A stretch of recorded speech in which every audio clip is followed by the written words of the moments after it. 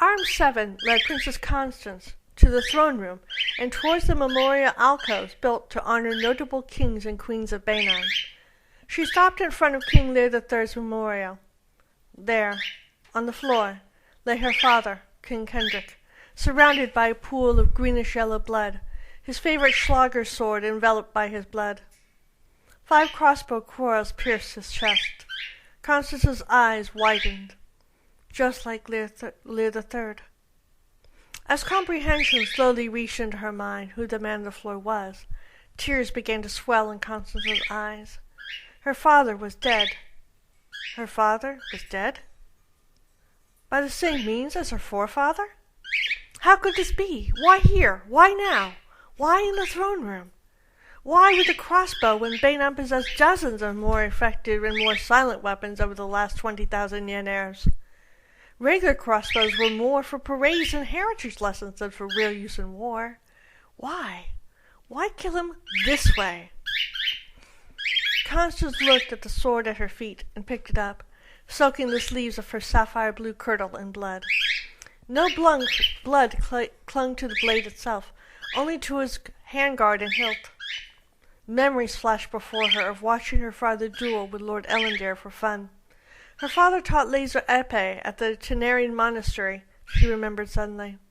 He knew how to handle a blade, both heritage and laser versions.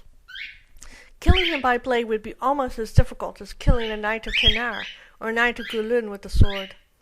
Understanding filtered through the shock that still filled Constance's mind and body. Tears fell from the princess's eyes.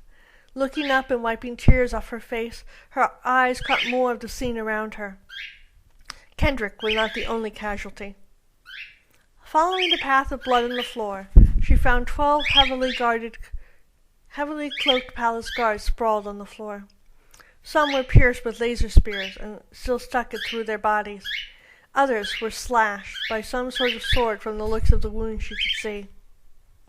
With so many protectors in the throne room, how could her father fall to any weapon short of a bow or crossbow, weapons used across Benarian history, even on original homeworld, to kill the strongest of Benarian leaders? Finally, Constance's gaze fell upon the single woman among the dead. Kneeling, she turned the body over and gazed into the lifeless eyes of her mentor and friend, Lady Healer Feowyn. Feowyn dead? How? Looking carefully, Constance noticed bruises on Feowyn's neck, finger-shaped bruises. Had she fallen intercepting whoever killed them? Besides Feowyn lay Lord Knight Listar, King Kendrick's knight protector and champion, his body pierced with crossbow quarrels like her father. Constance gasped. Listar was a good man, one of the king's most faithful servants, and her father's favorite dueling partner. Not knowing what else to do, Constance raised her voice in song, her notes cracking at first from grief, then growing stronger with courage and regal resistance. He was a strong and noble lord, with piercing eyes of grey.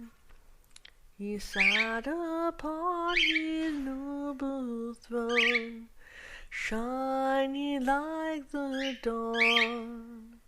His sword flashed like the brightest star.